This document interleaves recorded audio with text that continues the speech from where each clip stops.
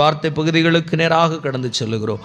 உடைய கரமே எங்களோடு கூட இருந்து பெரிய காரியங்களை செய்யட்டும். இயேசுவின் நாமத்தில் ஜெபிக்கிறோம் நல்ல பிதாவே, ஆமென். அல்லேலூயா, ஸ்தோத்திரம். கர்த்தருடைய பரிசுத்த நாமம் மகிமைப்படுவதாக. உங்களை மீண்டும் ஒரு முறை கிறிஸ்து இயேசுவின் நாமத்தில் வாழ்த்தி வரவேற்கிறேன். இந்த நாளில் கடந்து வந்திருக்கிற உங்கள் ஒவ்வொருவரையும் தனித்தனியாய் நான் இயேசு கிறிஸ்துவின் நாமத்தில் வாழ்த்தி வரவேற்கிறேன். அதற்கான பலன்களை, பிரதிபலன்களை கர்த்தர் உங்கள் வாழ்க்கையிலே சம்பூரணமாய் கொடுப்பாராக. அல்லேலூயா.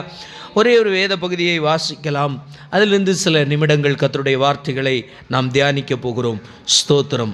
யாக்கோபின் புஸ்தகம் 4வது அதிகாரம் அதனுடைய 6வது வசனத்தை வாசிக்கலாம். யாக்கோபின் புஸ்தகம் அதனுடைய 4வது அதிகாரம் அதனுடைய 6வது வசனத்தை வாசிக்கலாம். அவர் அதிகமான கிருபைகளை அளிக்கிறாரே, ஆதலால் பெருமையுள்ளவனுக்கு எதிர்த்து நிற்கிறார், தாழ்மையுள்ளவர்களுக்கோ கிருபை அளிக்கிறார் என்று சொல்லி இருக்கிறது. அப்படியே கண்களை மூடி ஒரு வார்த்தை நம்ம சொல்லுவோம். ஆண்டவரே, எங்களோடு கூட நீர் இடைபடுவீராக. ஆண்டவரே, இந்த வார்த்தைகளிலிருந்து எங்களோடு கூட நீர் பேசுவீராக. ஆண்டவரே, சத்திய வேதம் பக்தரின் கீதம், சுத்தர்கள் போகும் பாதையின் தீபம், உத்தம மார்க்கம் காட்டும் சத்திய வேதம், நீத்தம் விரும்பும் கர்த்தர் வசனம், சுத்த பசும் பொன் தெளிந்திடும் தே, நித்தம் விரும்பும் கர்த்தர் வசனம், சுத்த பசும் பொன் தெளிந்திடும் தே, இதயம் மகிழும் கண்கள் தெளியும் இருண்ட ஆத்துமா,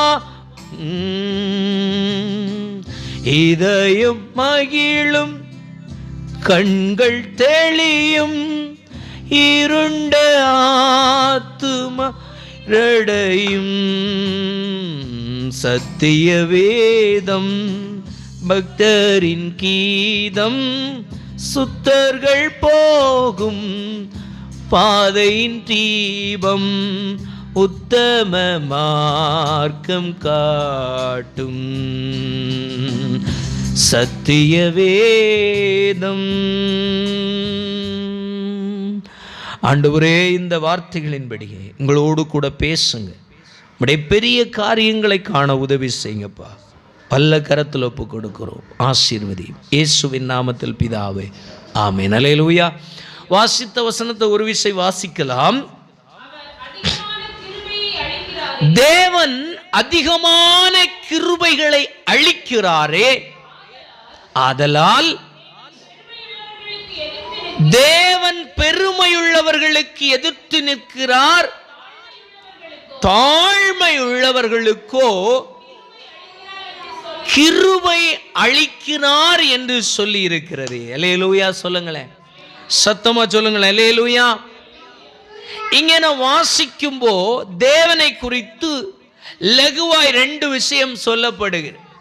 அவருடைய சுபாவம், குணாதிசயம், அவருடைய செய்கைகள், அவருடைய செயல்பாடுகள் எப்படிப்பட்டது என்று சொன்னால், எங்கே தாழ்மை இருக்கிறதோ, எங்கே இயலாமைகள் இருக்கிறதோ, எங்கே வெறுமைகள் இருக்கிறதோ, அங்கே தேவன் என்ன செய்கிறார் அப்படின்னா, அதிகமான கிருபைகளை, அதிகமான வரங்களை, அதிகமான பலத்தை, அதிகமான வல்லமையை, அதிகமான சத்துவத்தை அங்கே என்ன செய்கிறாராம், கொடுக்கிறாராம். ஆனால் அதே தேவன் எங்கே பெருமை, எங்கே உயர்வு, எங்கே மேன்மை, எங்கே சம்பூரணம் இருக்கிறதோ அங்கே தேவன் என்ன செய்கிறார் என்று சொன்னால், அங்கே இருக்கிற சகல நிறைவுக்கு எதிராக அவர் எதிர்த்து நிற்கிறவராக இருக்கிறார். சத்தமா சொல்லுங்களேன், அல்லேலூயா, அல்லேலூயா. அதனால தான் தேவன் இஸ்ரவேல் ஜனங்களோடு கூட போனார். இஸ்ரவேல் ஜனங்களோடு கூட போக காரணம் என்ன என்று சொல்லி அவரே ஸ்டேட்மெண்ட் சொல்லுகிறார். நீ அறியாத இடத்துல உபத்திரவப்பட்டு கொண்டிருந்த பொழுது, உன்னை காட்டிலும் பலவான் உன்னை அடிமைத்தனத்தில் வைத்திருந்த பொழுது, அதிலிருந்து வெளியே வர முடியாதபடிக்கு கூக்குரலிட்ட பொழுது, அந்த கூக்குரலின் சப்தத்தை நான் கேட்டு அந்த இடத்துல என்னுடைய பிள்ளைகளுக்காக ஒன்றும் இல்லாத அந்த பிள்ளைகளோடு துணையாளராக போய் நின்று அவர்களுக்காக பலத்த செய்கைகளை செய்து காண்பித்து, ஒன்றுமில்லாத ஜனத்தோடு கூட ஒருவர் உண்டென்பதை அடையாளமாக தேவன் வெளிப்பட்டு மகிமையுரிய சாட்சியை ஏற்படுத்தி உலகம் இன்றைக்கும் திரும்பி பார்க்கின்ற மகிமையான இடத்திலே இஸ்ரவேல் என்று சொல்லுகிற ஒரு சந்ததியை ஆண்டவர் வைத்திருக்கிறார். அல்லேலூயா. இன்றைக்கும் இஸ்ரவேல் தேசத்தை கவனித்தீர்கள் என்று சொன்னால், அவர்கள் இருக்கிறது பலத்திலேயோ அவர்கள் சொல்லுகிற டெக்னாலஜிலேயோ இல்லை, ஆண்டவர் அவர்கள் அப்படித்தான் வச்சிருக்கிறார். அல்லேலூயா, ஸ்தோத்திரம். ஒரு குட்டி நாடு, ஒரு குட்டி நாடு, ஸ்தோத்திரம். வல்லரசு அப்படின்னு உலகம் அவர்களை போற்றினாலும் குட்டி நாடு. அவர்களை சுற்றி இருக்கிற அத்தனையும் அவர்களுக்கு எதிரான நாடுகள். அல்லேலூயா. ஒரு நாடு கூட அவர்களுக்கு ஆதரவான நிலைப்பாட்டில் இல்லை. அல்லேலூயா. காரணம், அவர்களுக்குள்ளே ஸ்தோத்திர சகோதர பிரச்சனை இன்றைக்கு நேற்றில் பல நூற்றாண்டுகளுக்கு முன்பு துவங்கப்பட்ட பிரச்சனை ஓடிக்கொண்டிருக்கிறது. அல்லேலூயா. ஒரு குட்டி நாடு, சுத்தி அரபு நாடுகள். ஆனாலும் அந்த நாட்டின் மேலே இதுவரைக்கும் எந்த ஒரு விதமான வெற்றியையும் அவர்களால் செய்ய முடியவில்லை. அல்லேலூயா. இது பல நேரத்திலே உலகம் சொல்லுகின்ற பலத்தை அவர்களுக்கு அதற்கு இதற்கு அப்படியெல்லாம் சொன்னாலும் கூட ஒன்றை நீங்கள் புரிந்து கொள்ள வேண்டும். அது எல்லாவற்றை தாண்டி கடவுளுடைய அனுக்கிரகம், கடவுளுடைய பாதுகாப்பு இல்லைன்னா பண்ணவே முடியாது. அல்லேலூயா. அவ்வளோதான். அல்லேலூயா. ஏன்னா எல்லா எமிரேட்ஸ் கண்ட்ரீஸும் வல்லரசு தான். அல்லேலூயா. நடுவில் உட்கார்ந்துருக்கிறாங்க. எல்லாம் சேர்த்தடிச்சா இமை பொழுதில் காணாமல் போகும். அப்படிப்பட்ட நிலையில் இருக்கிற நாட்டை ஆண்டவர் இப்படி தான் வச்சிருக்கிறார். அல்லேலூயா. அது மனித பலன் அல்ல, மனிதனுடைய கற்பனை கெட்டாத பாதுகாப்பை அவர்கள் சூழ்நிலைமைக்கேற்றாற் போல அப்படிப்பட்ட பலன் இல்லாத அந்த ஜனத்தின் மேலே ஆண்டவர் அசைவாடி பாதுகாக்கிறார் என்று சொன்னால், நீங்களும் நானும் இன்றைக்கு பயந்து கொண்டிருக்கிற, கவலை கொண்டிருக்கிற, நம்பிக்கை இல்லாம பல நேரத்தில் குழம்பி கொண்டிருக்கிற அற்பமான இவைகள் எல்லாம் ஒன்றும் இல்லை என்பது உண்மை. அல்லேலூயா. அல்லேலூயா. நம்ம சிலதை பார்த்துட்டு பெருசா பார்த்து கொண்டிருக்கிறோம். ஆனால் தேவனோ சகலத்தையும் ஆராய்ந்து அறிந்து இதெல்லாம் ஒன்றும் இல்லைன்னு வச்சிருக்கிறார். அல்லேலூயா, ஸ்தோத்திரம். அல்லேலூயா. அப்போ நீங்க ஒன்றை புரிந்து கொள்ள வேண்டும். ஆண்டவர் எதை பார்க்கிறார் என்று சொன்னால், உங்களுடைய இயலாமை எங்கே இருக்கிறதோ, உங்களுடைய ஸ்தோத்திர பலவீனம் எங்கே இருக்கிறதோ, உங்களுடைய ஸ்தோத்திரம் பலன் என்று சொல்லுகிறதற்கு இல்லைன்னு சொல்லி நீங்க தேடுறீங்க. இல்லை, ஐயோ எனக்கு இது இல்லையே இல்லையே, அப்படிப்பட்ட அவைகளை தேவன் பார்த்து அவைகளை அவருடைய கிருபையினால் நிரப்ப அவர் வல்லமையுள்ளவராய் இருக்கிறார். அல்லேலூயா, ஸ்தோத்திரம். அப்போ நீங்க எதுல எல்லாம் குறைபட்டு இருக்கிறீர்களோ, எவைகளில் எல்லாம் இல்லாமைகளை சந்திக்கிறீர்களோ, எவைகளில் எல்லாம் நிறைவை பார்க்கவில்லையோ, அவைகளில் எல்லாம் ஆண்டவர் என்ன செய்கிறாராம் அப்படின்னா, அதிகமான கிருபைகளை அளிக்கிறவராய் இருக்கிறார். அல்லேலூயா, அல்லேலூயா, ஸ்தோத்திரம். அப்போ இல்லாமல் இருக்கின்ற விஷயங்களை எல்லாம் நீங்களும் நானும் அறிந்து கொண்டோமானால் அவைகளை சரியாய் நம்முடைய வாழ்க்கையில நிறைவை பெற்றுக்கொள்ளுகிறதற்கு ஸ்தோத்திர ஈஸி மெத்தட வசனம் தெளிவாய் சொல்லுகின்றது.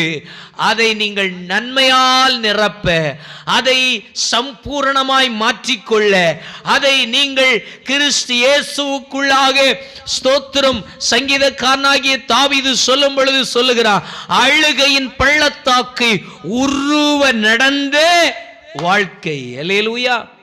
அழுகையின் பள்ளத்தாக்கை உருவ நடந்தவர்கள் எப்படி மாறினார்கள்? ஸ்தோத்திரம். அவருடைய வாழ்க்கையில பார்த்தோம் என்று சொன்னால் அதை நீரூற்றாக்கி கொண்டார்கள். அல்லேலூயா, அல்லேலூயா. அழுகையின் பள்ளத்தாக்கின் ஊடாக உருவ நடந்தார்கள்னா அதுக்குள்ள நடந்தாங்க. அப்படி நடந்த ஜனங்கள் அவைகளினால் அழிந்து போகவில்லை, மாறாக அவர்கள் எவைகள் எல்லாம் இல்லை என்று சொல்லி நடந்தார்களோ அவைகள் எல்லாவற்றையும் அடைந்து முடியத்தக்க விதத்திலே அவர்கள் நன்மைக்கு ஏதுவாக, ஆசீர்வாதத்துக்கு ஏதுவாக, கனத்துக்கு ஏதுவாக, மேன்மைக்கு ஏதுவாக மாற்றப்பட்டார்கள். அதான் அந்த வசனம் சொல்லுகிறது, அழுகையின் பள்ளத்தாக்கை உருவ நடந்து அதை நீரூற்றாக்கி கொண்டார்கள். அல்லேலூயா. அதுதான் தேவன் செய்கின்ற செயல். அல்லேலூயா. அப்போ நீங்களும் நானும் இன்றைக்கு பார்த்து கொண்டிருக்கிற வெற்றிடங்கள், நீங்களும் நானும் பார்த்து கொண்டிருக்கிற வறுமைகள், நீங்களும் நானும் பார்த்து அனுபவித்துக் கொண்டிருக்கிற இல்லாமைகள் எல்லாவற்றையும் தேவனிடத்தில் கொண்டு போவோமானால் அவர் அதை சொல்லுகின்றார், நான் நன்மையினால் நிரப்புவேன். அல்லேலூயா, ஸ்தோத்திரம். நான் அதை நன்மையினால் திருப்தியாக்குவேன். அப்படித்தான் அவர் சொல்லிக் கொண்டிருக்கிறார். காரணம், அவர் எங்கே இல்லை என்று சொல்லுகிறத பார்க்கிறாரோ அங்கே இல்லாமைகளிலே அவருடைய கிருபையினால் நிறைவை உண்டாக்குகின்றார். அல்லேலூயா. அதே போல எது இருக்குன்னு சொல்லி பார்த்துட்டு இருக்கிறோமோ அது இருக்கிற இடத்துல இருக்குன்னு சொல்லுகிறது. நம்ம திடீர்னு ஒரு நாள் பார்க்கும்போ ஒன்றும் இல்லாதது போல ஆண்டவர் மாற்றி இருப்பார். அல்லேலூயா. இருக்குன்னு சொல்லுகின்ற பெருமை கொண்டதும் அகங்காரம் உண்டதும் அது எந்த காரியமா இருக்கலாம். இருக்கு, பலன் இருக்கு, வல்லமை இருக்கு, பணம் இருக்கு, அதிகாரம் இருக்கு, எனக்கு ஆள் இருக்கு, பலம் இருக்கு என்று சொல்லுகின்ற எதுவும் தேவனுக்கு முன்பு எப்படி மாறுகிறது என்று சொன்னால் தேவனுக்கு விரோதமாய் பகையாய் மாறுகிறது. எனவே அப்படிப்பட்ட காரியம் எது உங்களுக்கு இருந்தாலும் சரி, அது எனக்கு இருந்தாலும் சரி, அது தேவனுக்கு விரோதமான பகை.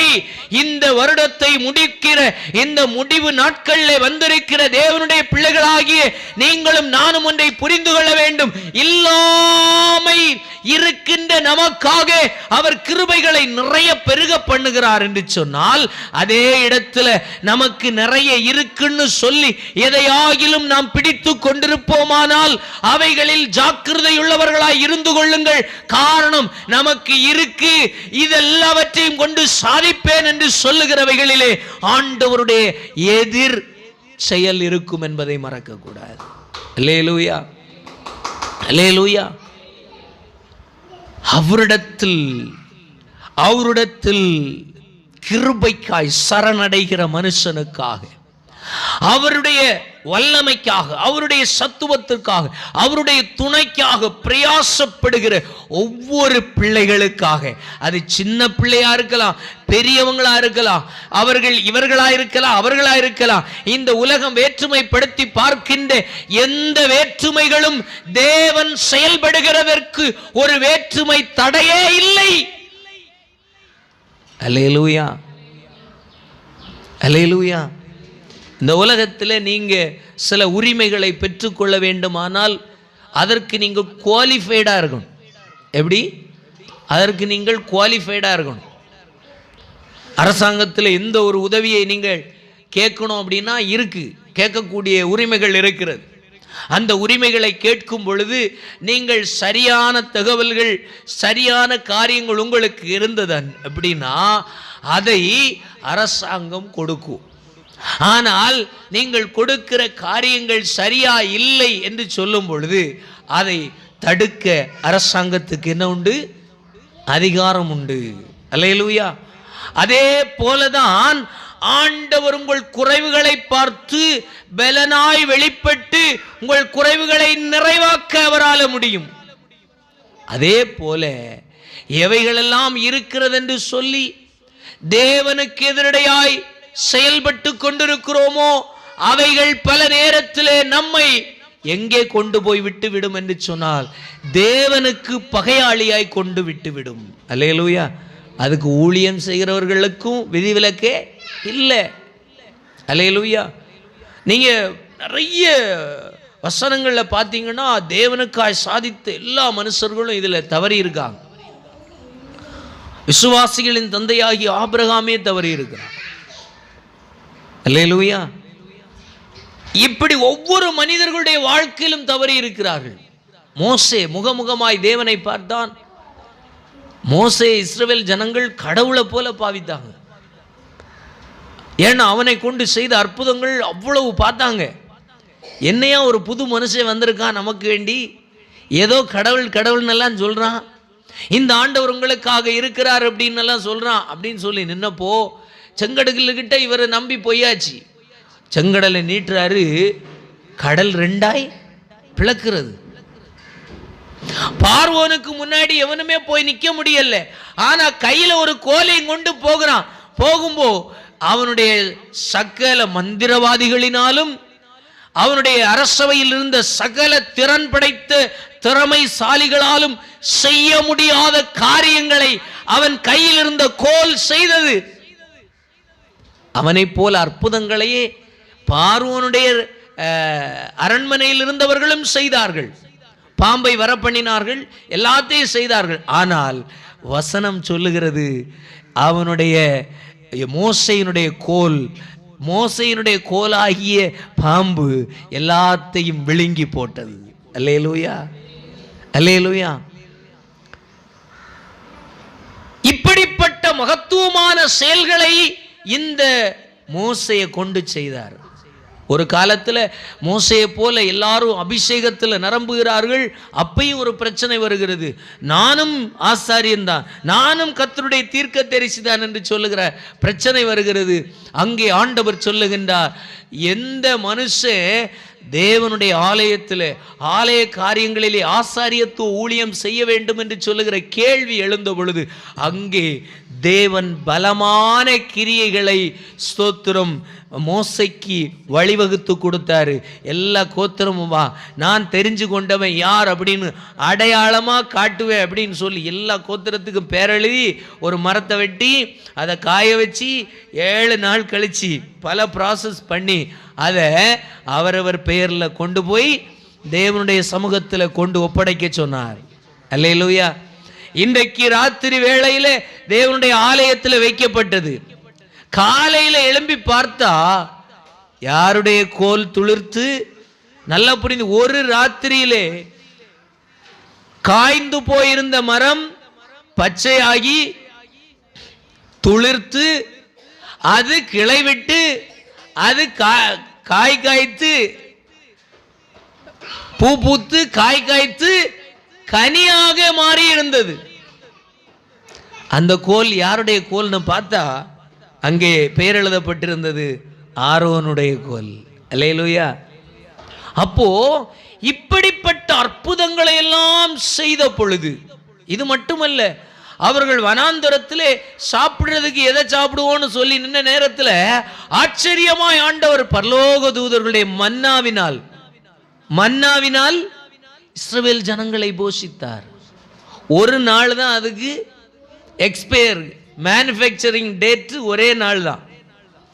2 நாள் ஒரே ஒரு நாள் கொடுக்கப்பட்டது. சனிக்கிழமை மட்டும் 2 நாள் எக்ஸ்பைரி டேட் கொடுக்கப்பட்டது. நாளைக்கு சண்டேக்காக நீங்கள் சனிக்கிழமை எடுத்து வைக்கலான்னு ஒரு பிரமாணம் ஆண்டவர் கொடுத்ததுனால, வார்த்தை சொன்னதுனால சனிக்கிழமை பிறக்குன மன்னா என்ன செய்யலை, கெட்டு போகலை. ஆனால் திங்கக்கிழமை பிறக்குன மன்னாவை செவ்வாய்க்கிழமை என்ன செய்ய முடியாது, சாப்பிட முடியாது. ஒரே நாள் சாப்பிடணும். சாப்பிட்டு முடிச்சு மீதி வச்சா மறுநாள் உபயோகப்படுத்த முடியாது. ஆச்சரியமான ஆகாரத்தினால் திருப்தி அடைந்த இஸ்ரவேல் ஜனங்கள் இதெல்லாம் பார்த்துவிட்டு, இஸ்ரவேல் ஜனங்களுக்கு பெருசா தெரிஞ்சது ஆண்டவர் இல்லை. அல்லேலூயா. ஹல்லேலூயா, ஸ்தோத்திரம். இந்த காரியங்கள் எல்லாம் செய்கிறதற்கு ஆண்டவர் ஒரு அற்பமான, குறைவுள்ள, பலவீனமான ஒரு பாண்டமாகிய மோசே என்று சொல்லுகிற மனிதன் தேவைப்பட்டான். ஹல்லேலூயா, ஹல்லேலூயா. இந்த மோசேயை நீங்க பாத்தீங்கன்னா, ஐயோ இந்த ஜனங்களை எப்படியாவது விடுவிக்கணும்னு சொல்லி முதல்ல போராடுறான். அவனுடைய கற்றுக்கொண்ட கலைகள் 64 பயன்படுத்தி என்ன செய்கிறான்? தப்புவிச்சிடலாம் நினைக்கிறான். ஆனா முடியல. மாறாக அவன் படித்த எல்லா கலைகளை வைத்து ஒருவனை கொலை செய்து விடுகிறான். கொலை செய்த மாத்திரத்திலிருந்து அந்த ஜனங்களுக்கு கூட வாழவே முடியாதபடிக்கு பயந்து ஓட வேண்டியதாயிற்று. வீட்டை விட்டு, ஊரை விட்டு, குடும்பத்தை விட்டு ஓட வேண்டியதாயிற்று. அப்படி ஓடி போனவன் 40 வருஷம் வனாந்தரத்தில் இருக்கும். ஆண்டவர் மறுபடியும் போய் சொல்லுகின்றார், இப்போ 40 வருஷம் வனாந்தரம், 40 வருஷம் பார்வோனை பார்க்க பயந்து போய் ஒளிந்து போய் கிடக்கிறவனுடைய மனசுல எப்படி ஊறி போயிருக்கும்? வரவே முடியாதுன்னு 40 வருஷம் ஊறி போயிட்டு. என்ன ஊறி போச்சு? இந்த பார்வோனுடைய ராஜ்யத்தில் நான் போனேன்னா ஆல்ரெடி நான் அவனுடைய படை வீரனை என்ன செய்திருக்கிறேன்? கொன்று போட்டிருக்கிறேன். அது அவனுக்கு நன்றாக தெரியும். எனவே எனக்கு இனி உயிர் கிடைக்கவே கிடைக்காதுன்னு சொல்லி தெளிவாய் 40 வருஷம் எல்லா விதத்திலும் ஆராய்ந்து பார்த்து அவன் மூளையில ஃபீட் ஆயிட்டு இனி வாய்ப்பே இல்லை. ஆனால் அப்படி இருந்த நேரத்தில் தான் தம்முடைய வல்லமையை அனுப்பி, அவன் பலவீனனாயிருந்தான், வர முடியாம இருந்தான். ஆனாலும் அவனுக்கு தன்னுடைய வல்லமையை விளங்க பண்ணி மீண்டும் அனுப்புகிறார். நீ அல்ல போகிறது, நீ அல்ல, நான் உன்னை கொண்டு போகிறேன் என்று சொல்லுகிற அடையாளத்தோடு அனுப்பினார். அடையாளத்தோடு வரும்போ அவன் கையில வெறும் கோல் மட்டும்தான் இருந்துச்சு. அந்த கோலை கொண்டு வந்து நின்ற பொழுது பார்வோனுக்கு முன்பாக இவன் ஸ்தோத்திர கடவுளாய் காட்டப்பட்டான். அல்லேலூயா. இவன் சொல்ற கடவுளை யாரு கண்டா? அல்லேலூயா, ஸ்தோத்திரம். மோசே தான் அனுபவித்த கடவுளை சொல்லுகிறதை மட்டுமே பார்க்கின்றார்கள். அவன் சொல்றான், நடக்கு. அவன் சொல்றது படியெல்லாம் நடக்குது. இப்போ கடவுளை யாராவது பார்த்தாங்களா? இல்ல. அவர்கள் பார்த்தது ஃபுல்லா மோசே தான். அல்லேலூயா. அப்ப இவர்களுக்கு கடவுளுடைய அடுத்த ஸ்தானத்துல கடவுளாகவே பார்க்கப்பட்ட ஒரு மனுஷன் யாரு? மோசே தான். அல்லேலூயா. அந்த அளவிற்கு அற்புதங்களையும் வல்லமைகளையும் கண்டப்போ இஸ்ரவேல் ஜனங்கள் இவருடைய இந்த மோசைக்கு ரொம்ப பயப்பட்டாங்க. காலையோ கையோ தூக்க பயப்பட்டாங்க. காரணம், இவருக்கு விரோதமாக பேசின பலரும் பாதாளம், பூமி திறந்து டைரக்டா பாதாளம் எடுத்துக்கொண்டது. அதுவும் சரித்திரம். அல்லேலூயா. அப்போ இப்படியெல்லாம் நடந்தப்போ ஒரு பையனும் வாலாட்டல்ல. இவங்க மட்டும் இல்லை, பார்வோனே இவனை கொல்ல வேண்டும் என்று சொல்லி வழி இருந்தும், அதிகாரம் இருந்தும், பலன் இருந்தும், படைகள் எல்லாம் இருந்தும் இவன் மேலே கை வைக்க கூட முடியாத அளவிற்கு தேவ அபிஷேகம், தேவ பலன், தேவ வல்லமை இந்த மோசையின் மேலே நிறைவாய் தங்கி இருந்தது. அல்லேலூயா. ஆனா இவன் என்ன சொல்றான்? ஐயா நீர் வேற யாரையாவது அனுப்புமையா, அங்க நான் போக முடியாது ஐயா, சொன்னா கேளும், சொன்னா புரிஞ்சுக்கிடும், சூழ்நிலை மோசம், எனக்கே உயிருக்கு உத்தரவாதம் இல்லை அப்படின்னு சொல்லுகிற நிலைமையில அவன் சொல்லுகின்றான். ஆனால் அவனுடைய குறைவோ, அவனுடைய பலவீனமோ, அவனுடைய தடைகளோ தேவனுக்கு ஒரு தடையா இருக்கவில்லை என்பதை இந்த பகல் வேளையில தேவனுடைய பிள்ளைகளே நீங்களும் நானும் அறிந்து கொள்ள வேண்டும். அல்லேலூயா. உங்களுடைய வாழ்க்கை கட்டப்படுவதற்கும் உங்களுடைய வாழ்க்கை உயர்த்தப்படுவதற்கும் தேவையானது ஒண்ணுதான், உங்களுடைய இயலாமைகள், உங்களுடைய பலவீனங்கள். அந்த பலவீனத்தில் கர்த்தரிடத்தில் நீங்கள் ஒப்புரவாகுவீர்கள் என்று சொன்னார், கர்த்தரிடத்தில் சமர்ப்பிப்பீர்கள் என்று சொன்னார், கர்த்தரிடத்தில் விழுவீர்கள் என்று சொன்னார், கர்த்தர் கையிலே ஒரு எதிர்பார்ப்பை எதிர்பார்ப்பீர்கள் என்று சொன்னார், நீங்கள் பலத்த கிருபைகளினால் நிரப்பப்படுவீர்கள். இந்த உலகம் இதுவரை கண்டிராத அதிசயங்களையும் அற்புதங்களையும் நீங்கள் காணத்தக்கதாக உங்கள் வாழ்க்கையிலே ஆண்டவர் அதிசயங்களை செய்வார். அல்லேலூயா. ஏதோ யாருக்கோ நடந்துச்சியா அப்படிங்கிறதுல அல்ல, உங்கள் வாழ்க்கையில் ஆண்டவருக்கு இடம் கொடுப்பீர்கள் என்று சொன்னார், உங்களுக்காக அவர் செய்கிற காரியம் பயங்கரமாய் இருக்கும் என்பதிலே மறந்து போகாதீர்கள். அல்லேலூயா. எதிராய் எது வேணும்னாலும் வரட்டும், எதிராய் எது வேண்டுமானாலும் இருக்கட்டும், எந்த வல்லமை, அதிகாரம், துரைத்தனங்கள் எது வேண்டுமானாலும் எதிரிட்டு நிற்கலாம்.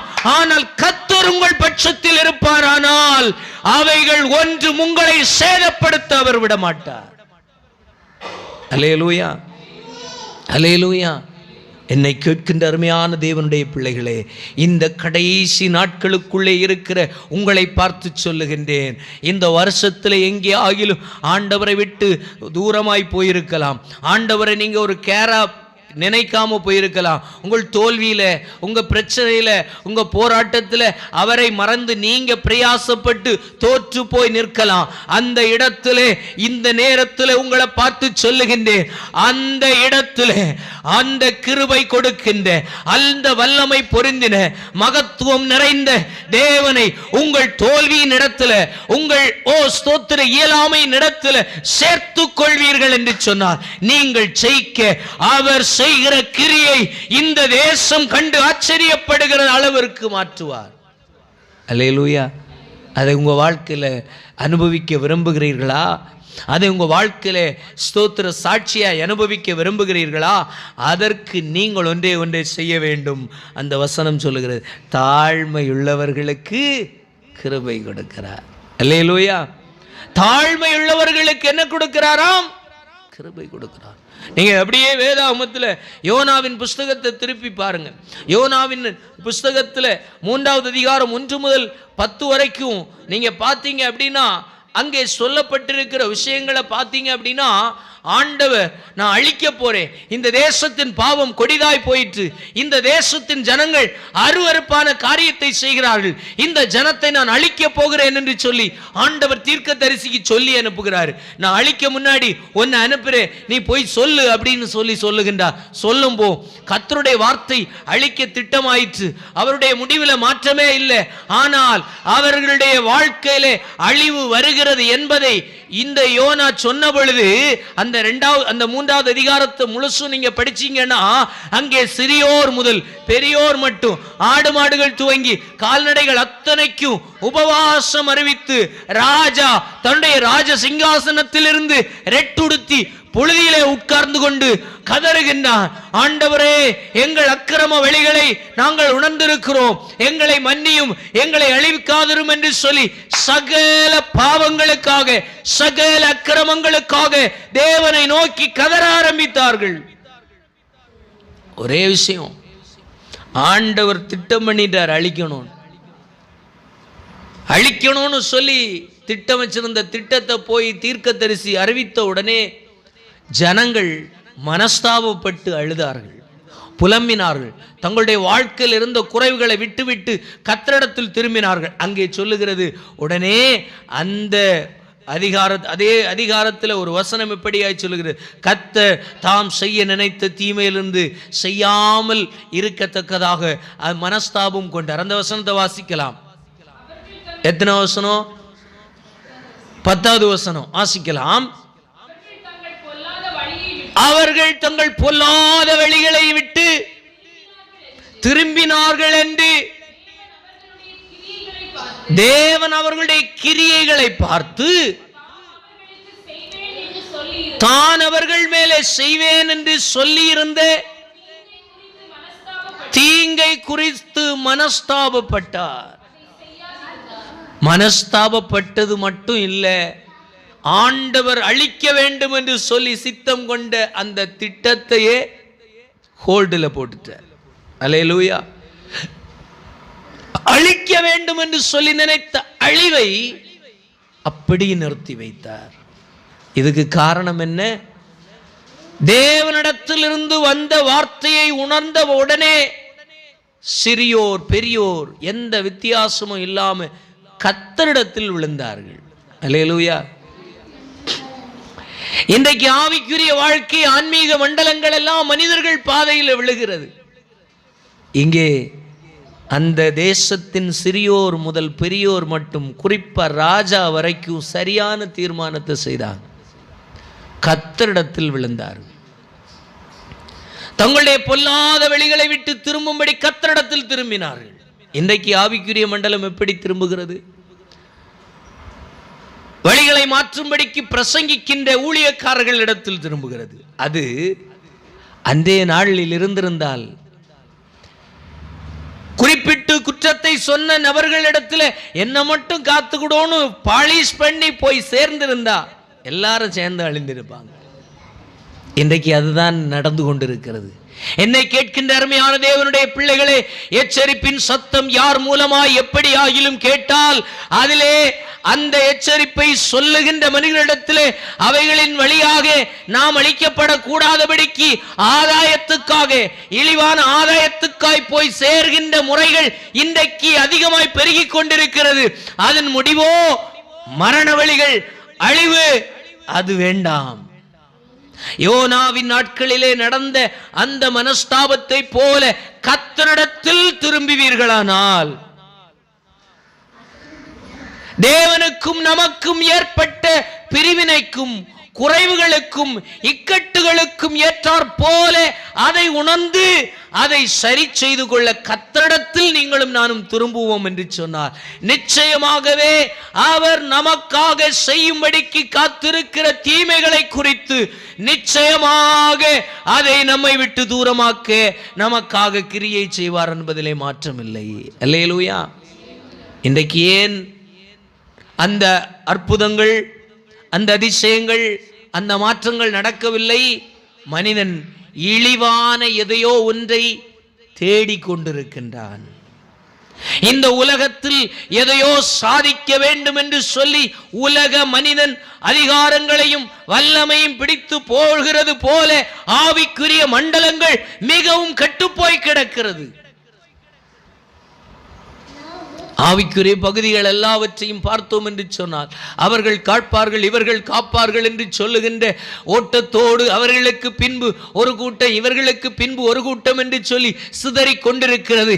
இவைகளை எல்லாம் பார்க்கும் பொழுது ஆண்டவர் இயேசு கிறிஸ்து தெளிவாக பவுல் அப்போஸ்தலனை அழைத்து அவனுடைய வாழ்விலே சகல அனுபவங்களை கடந்து வந்த பொழுது நிருபத்திற்கு சொல்லுகின்றான். நிருபத்துக்கு சொல்லும்போ கலாத்தியரின் புஸ்தகத்திலே அவர் இப்படியாக சொல்லுகின்றார். ஆவிக்குரிய வரங்களுக்கு எதிராக ஆவிக்குரிய ஸ்தோத்திர கனிகளை குறித்து சொல்லுகின்றார். மார்க்க பேதங்களினால் தப்பி நடக்கிற கூட்டத்தார். அல்லேலூயா. தான் அறிந்திருக்கிற மார்க்கத்தை குறித்த அறிவின்மை, தான் அறிந்திருக்கிற மார்க்கம் இன்னதென்று அறியாதிருக்கிற மார்க்கத்தை குறித்த பேதம். அல்லேலூயா. மார்க்கத்தை குறித்து ஒரு பேதமில்லாத நிலை வரணும்னா மார்க்கத்தை உண்டாக்கினவரிடத்தில் தொடர்பு வேணும். அல்லேலூயா. இன்றைக்கு அந்த மார்க்கத்தின் பெயராலே, கிறிஸ்துவின் அந்த மதத்தின் பெயராலே பலவிதமான கட்சிகளுக்கு பின்னால் மறைந்திருந்து கொண்டு நாங்க காப்போம், நீங்க காப்போம், நாங்க கொடி பிடிப்போம், நீங்க கொடி பிடிப்போன்னு ஆண்டவருக்காய் ஓடுகிறதை பார்க்க முடிகிறது. அல்லேலூயா. இது ஆண்டவருடைய வல்லமையை வெளிப்படுத்த முடியாது, கொஞ்சமும் உதவாது. ஆண்டவருடைய வல்லமையை வெளிப்படுத்த சாத்ராக், மேஷாக், ஆபேத்நேகோவை போல ஒரு மனிதன் வேண்டும். தேவனுக்காக சாத்ராக், மேஷாக், ஆபேத்நேகோவை போல மனிதர்கள் வேண்டும். சட்டம் இயற்றப்பட்ட பொழுதும் 3 வேளையும் தான் செய்து வந்த ஜெபத்தை தடையில்லாமல் செய்த தானியேல்கள் வேண்டும்.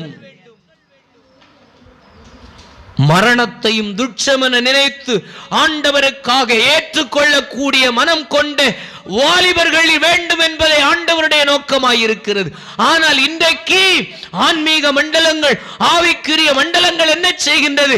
கட்சிக்கு பின்னாடி மறைந்து நாங்க ப்ரொடெக்ஷன் கொடுப்போம், பாதுகாப்பு கொடுப்போம். அல்லேலூயா, அல்லேலூயா.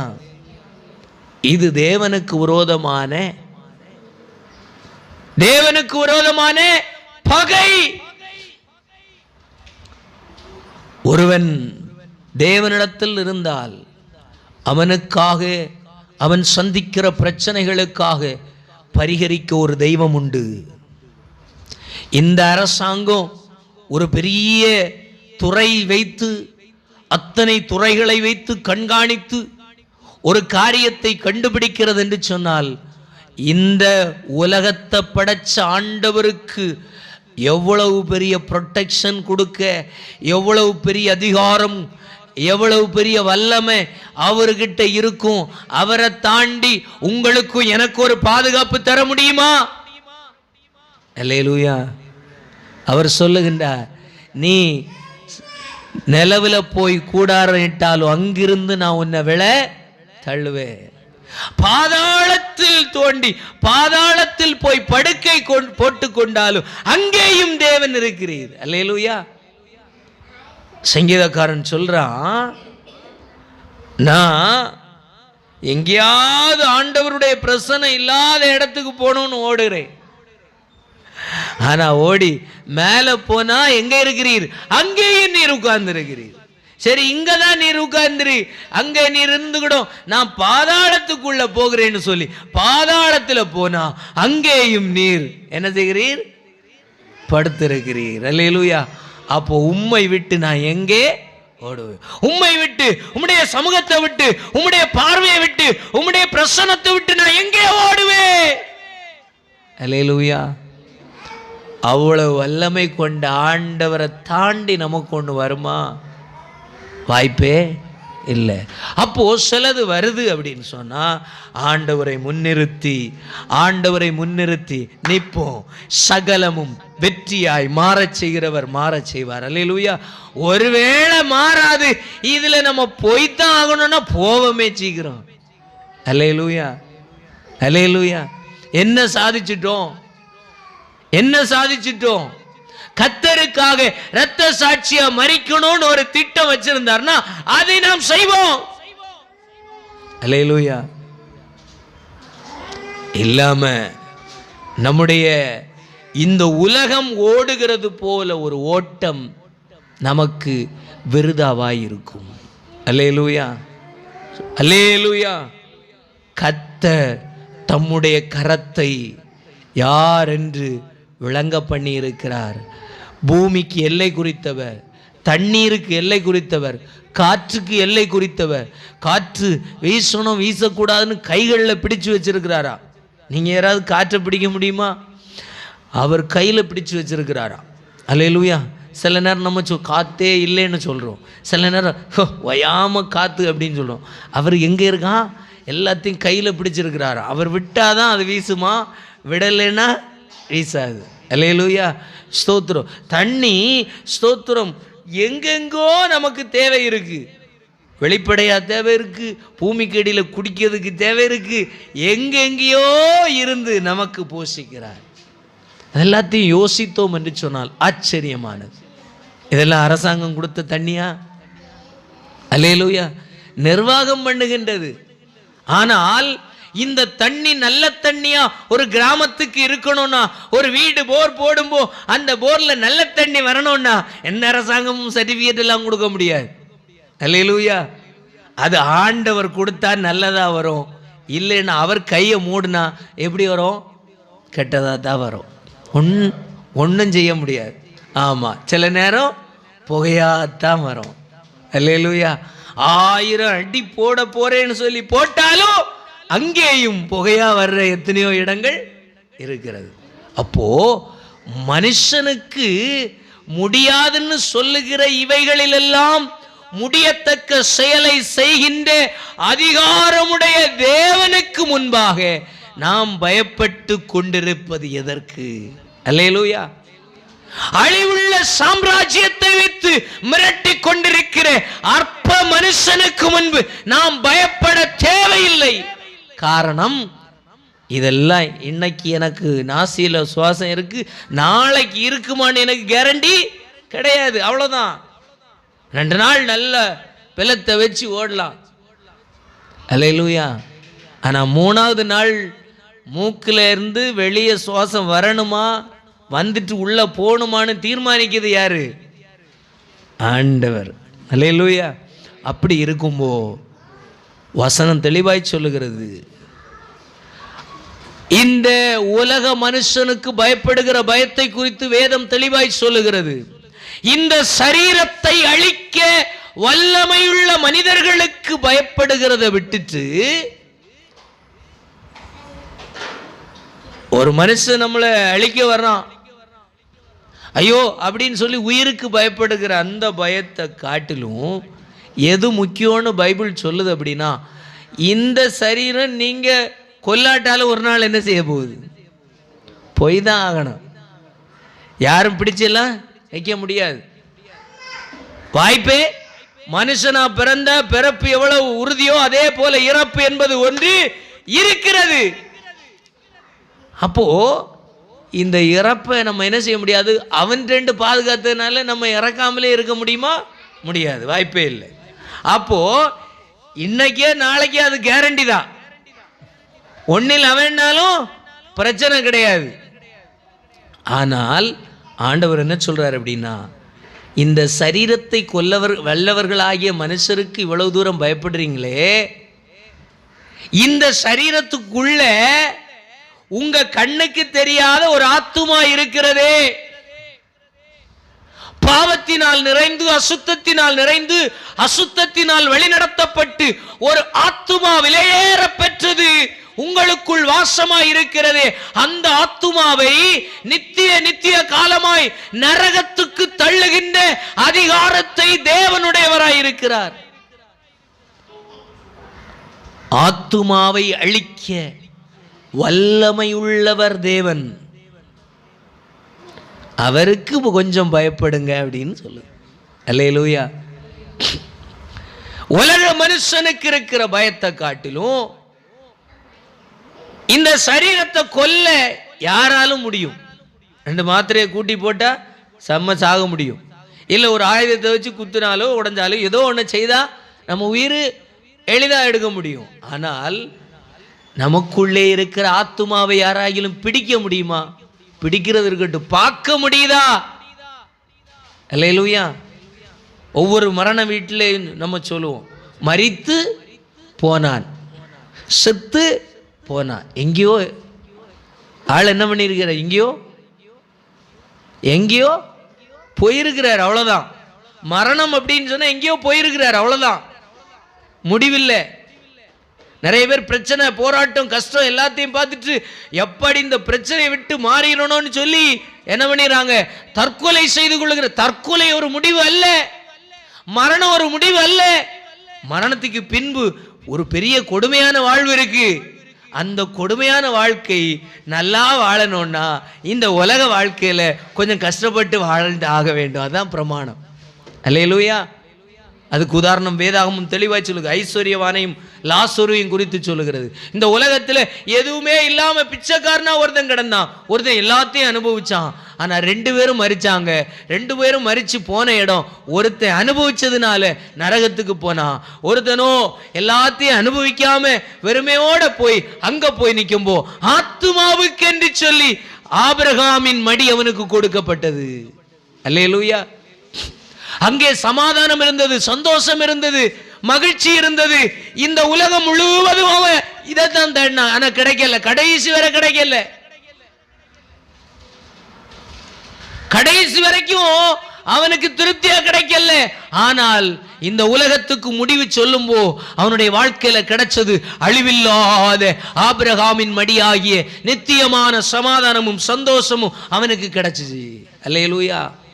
அப்ப அந்த நித்தியமான நன்மைக்கென்று சொல்லி நீங்களும் நானும் ஓட வேண்டுமானால் தேவனுடைய சித்தத்திற்கு நேராக ஓடி ஆக வேண்டும். அல்லேலூயா. அது எங்கே நம்மை வழிநடத்துகிறது என்று சொன்னால் ஆத்தும மீட்பு, ஆத்தும ரட்சிப்புக்கு நேராய் அந்த வாழ்க்கை நம்மை நடத்துகிறது.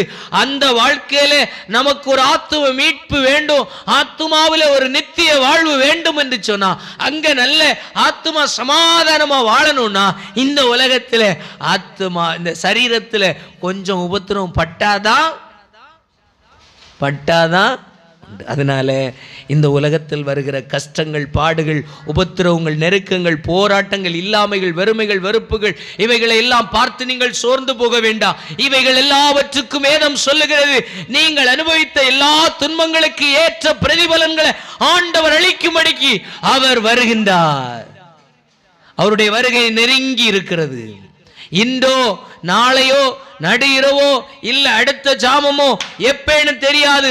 அவருடைய வருகை நெருங்கிவிட்டது. அவருடைய வருகையின் அடையாளங்கள் எல்லாம் நடந்து கொண்டிருக்கிறது. தேசத்துக்கு தேச யுத்தம் நிக்கல்ல, நாட்டுக்கு நாடு யுத்தம் தீரல்ல. இதெல்லாம் அவர் சொல்லி இருக்கிறார். இதெல்லாம் நடக்கும்போ நீங்கள் ஒன்றை புரிந்து கொள்ளுங்கள். மணவாளன் வருகிறதற்கு நாள் நெருங்கி ஆயிற்று. வசந்த காலம் நெருங்கி விட்டது. அவருடைய வருகை சீக்கிரமாய் வந்துவிட்டது. அவருடைய வருகையின் அடையாளங்களாய் இதெல்லாம் நடக்கும். மனுஷனுக்கு அன்பு தணிந்து போயிட்டது. அன்பு தணிந்து போனதினாலே இந்த உலகம் முழுவதும் நடைபெறுகிற அநேக அநியாயங்கள், அயோக்கியத்தனங்கள், அநேக அக்கிரமங்கள், நன்மையை எதிர்ப்பதும் தீமையை சப்போர்ட் பண்ணுகிறதுமான நிலைமைக்கு இந்த உலகம் வந்துவிட்டது. அல்லேலூயா. இதெல்லாம் பார்க்கும்போது நீங்களும் நான் ஒன்றை புரிந்து கொள்ள வேண்டும். அவருடைய வருகை பக்கத்தில் வந்துட்டு நாம் ஆயத்தமாக வேண்டும். அல்லேலூயா. அந்த நித்திய வாழ்வுக்கு தகுதியுள்ளவர்களாய் நீங்களும் நானும் மாறணும்னா நம்முடைய வாழ்க்கையில் எல்லாத்தையும் அனுபவிக்கணும்னு நினைக்கிறதல்ல. நம்முடைய வாழ்க்கையில் அடைய முடியாத குறைவுகளில் தேவனை சார்ந்து கொள்வீர்கள் என்று சொன்னால் அந்த இடத்துல தாழ்மையுள்ளவனுக்கு கொடுக்கிற கிருபையை கொண்டு நம்மை ஆண்டவர் திருப்திப்படுத்துவார். தாழ்மையுள்ளவன் திருப்தி ஆகின்ற அவருடைய திருப்தியை கொண்டு, தாழ்மையுள்ளவனுக்கு அவர் கொடுக்கிற கிருபையை கொண்டு நமக்கு அவர் அளிக்கிற பலன் சம்பூரணமாயிருக்கும். நம்ம அப்படியே ஜெபிக்க போகிறோம். அப்படியே கண்களை மூடி ஆண்டவருடைய சமூகத்தில் ஜெபிக்க போகிறோம். நம்ம எல்லாரும் அப்படி இருக்கிற இடத்துல எழும்பி நிற்போமா? நாம் ஜெபிப்போம். ஆண்டவரே, இந்த நாளிலே நாங்கள் கேட்ட வார்த்தைகளின்படியே அதிகமான கிருபைகளை பெற்றுக்கொள்ள நாங்கள் அதிகமாக உம்முடைய சமூகத்திலே எங்களை தாழ்த்த வேண்டி இருக்கிறதப்பா. தாழ்மையுள்ளவனுக்கே கிருபை கொடுக்கிறீர், தாழ்மையுள்ளவர்களுக்கே கிருபையை அள்ளி கொடுக்கிறீர் என்று சொல்லி பார்க்கிறோம். இந்த ஆண்டவரே ஸ்தோத்திரம். பகல் வேளையில் உம்முடைய சமூகத்தில் யாரெல்லாம் என் வாழ்க்கையில் உம்முடைய கிருபை வேணும், என்னுடைய பலவீனத்தில் உம்முடைய கிருபை வேணும், என்னுடைய சுகவீனத்தில் ஒரு கிருபை வேணும், என்னுடைய இயலாமையில் ஒரு கிருபை வேணும், நான் பயந்து கொண்டிருக்கிற காரியத்தில் உம்முடைய கிருபை வேணும்னு சொல்லி யாரெல்லாம் கேட்டு கொண்டிருக்கிறார்களோ இந்த பகல் வேளையில அவர்களுக்கென்று உம்முடைய பலத்த கரத்தினாலே ஒரு அற்புதத்தை செய்தருளுவீராக.